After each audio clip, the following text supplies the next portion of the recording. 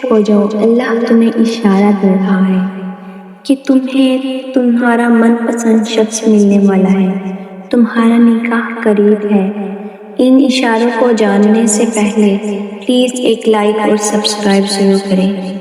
تم سوچتے ہو کہ آزمائش کا وقت بہت لمبا ہو گیا ہے، مگر در حقیقت ملاقات کا وقت بڑھا دیتا ہے۔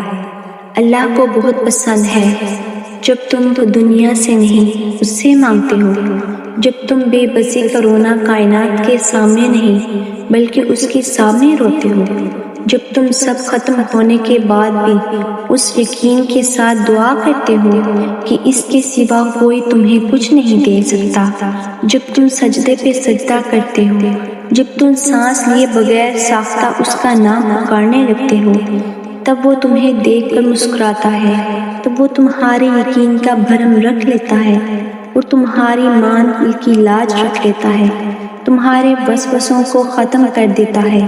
اس کی مسکراہٹ دکھائی نہیں دیتی مگر محسوس تو کرو، رگوں میں اس کی محبت کا رنگ خون کی مانند دوڑنے لگتا ہے۔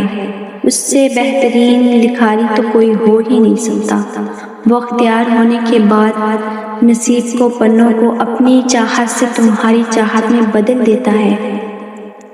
جب انسان بے حد تکلیف میں ہوتا ہے اور مسکرا کر یہ کہتا ہے کہ میں نے یہ معاملہ اللہ کے سپرد کیا ہے، تو یقین مانو فرش سے عرش تک ہر چیز ہل جاتی ہے اور آہ سیدھا ساتویں آسمان تک پہنچ جاتی ہے۔ ٹوٹے دل سے نکلی ہوئی دعا اور آہ کبھی بھی رائگاں نہیں جاتی، اور جب معاملہ اللہ کے سپرد کر دیا جائے تو ظالم بھی بچ نہیں سکتا۔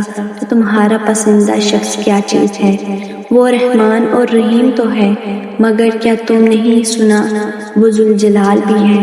جب جب تمہیں کوئی خواہش ناممکن سی لگنے لگے اور نامید ہونے لگو، صبر کرنا مشکل ہو جائے، تو یاد رکھنا جو تمہیں ناممکن لگ رہا ہے وہ اس کے لیے ممکن ہے۔ نا امید نہ ہو، یہی تو صبر کرنا ہے، یہی تو اس کے کن پر کامل یقین کرنا ہے، یہی تو آزمائش ہے تمہارے صبر کی۔